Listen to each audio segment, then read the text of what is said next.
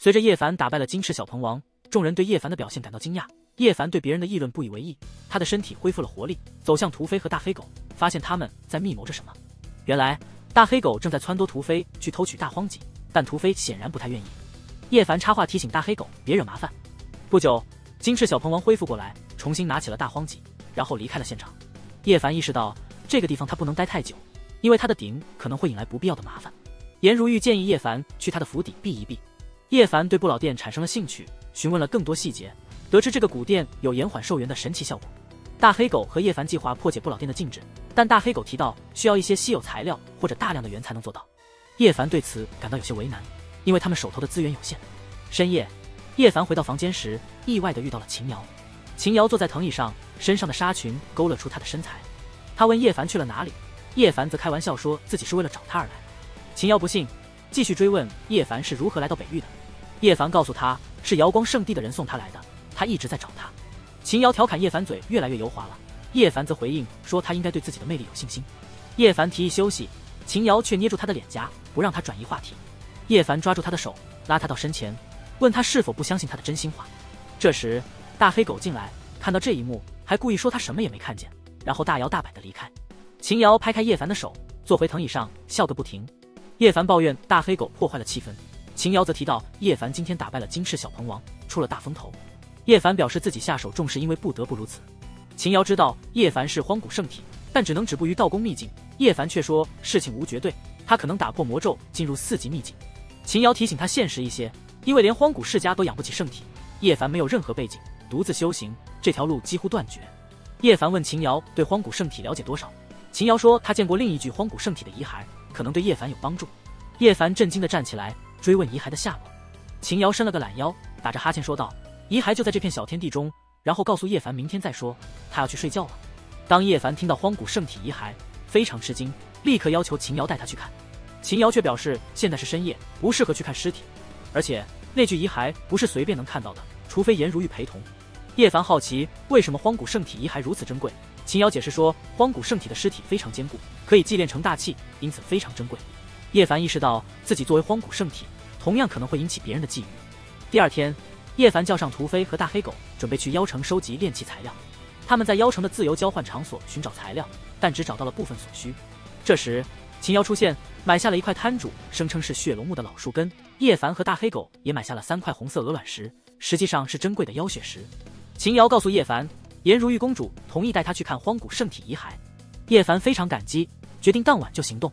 他们来到颜如玉的府邸，颜如玉告诉叶凡，荒古圣体遗骸在青蛟王的宝库中，他可以带他进去，但时间不能太长。叶凡对此非常感激。他们来到一座巨大的宫阙前，这里是禁地，由一些老妖把守。老妖们虽然看起来年老体衰，但实力强大。他们打开白玉门，叶凡等人进入宝库，里面光华闪耀，到处都是重宝。宝库分为9重殿，每一件宝物都散发着耀眼的光芒，如黄金圣剑、赤血魔矛、紫铜神钟和盘龙宝鼎等。大黑狗几乎忍不住要扑进宝贝堆中，但还是忍住了冲动。里面的东西让人目不暇接。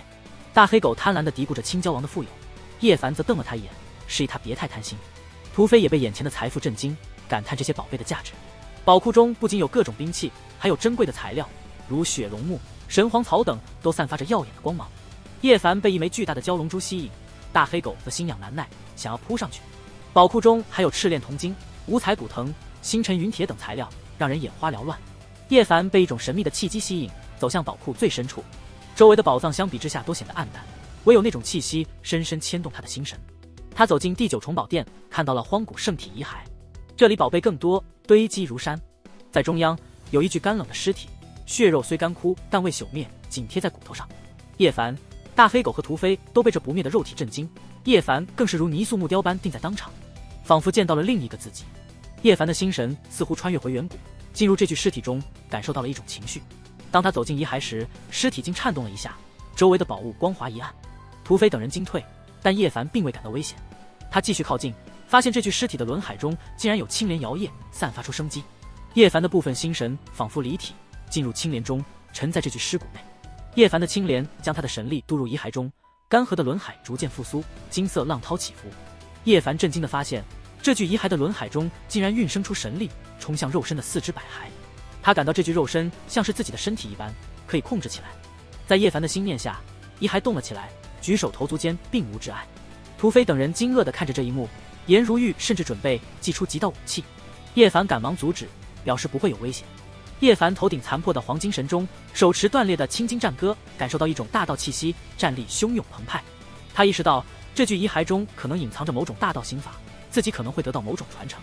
这具干枯的肉身不朽不坏，保留至今，神力运转顺畅，可能是无价的宝藏。叶凡仔细捕捉精气如龙的运转轨迹，与自己的心法对比，相互印证。他发现这不是正统的心法，而是一种秘术，可能是单一秘境的修行秘术。叶凡意识到，这具荒古圣体遗骸可能是开辟这个小世界的古之圣贤。这种秘术与道经轮海卷相辅相成，是无上大道秘术。他认真观摩，将这种秘术的运转路线烙印进识海，感到非常激动，因为这为他提供了一种新的修行选择。叶凡询问这具圣体的来历，得知是青蛟王在这个小世界发现的。他推测这具遗骸可能是开辟小世界的古之圣贤，这让屠飞和大黑狗都感到震惊。叶凡内视这具遗骸，发现道宫五神藏中有4个神藏已经大圆满，唯有心之神藏虽已修行，但离圆满还差得远。叶凡手持青金战戈，轻划一下，旁边一把银色的龙锏断为2截。他头上的神钟清明，前方沉沉浮浮的一个紫铜葫芦无声的皲裂，化成了齑粉。这具肉身极度强横，刚刚复苏就表现出了让人瞠目结舌的威能。叶凡在轮海中观察，除却他自己的青莲外，并未在这具肉身中发现其他。他心念一动，彻底回归他自己的体中。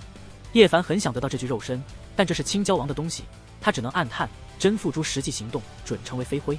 一行人离开9重宝库，站在高耸入云的山峰上。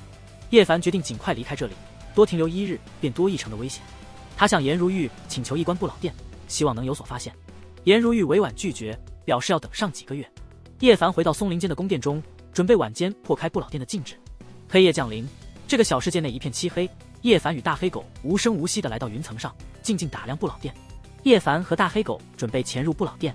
不老殿悬浮在云层之上，周围散布着陨石，如同一片石林。叶凡站在云朵上观察，而大黑狗则站在一艘法器上，准备使用各种稀有材料来破解不老殿的禁制。大黑狗严肃地提醒叶凡，这个小世界中有强大的存在，如果他们制造出太大的动静，可能会引来致命的危险。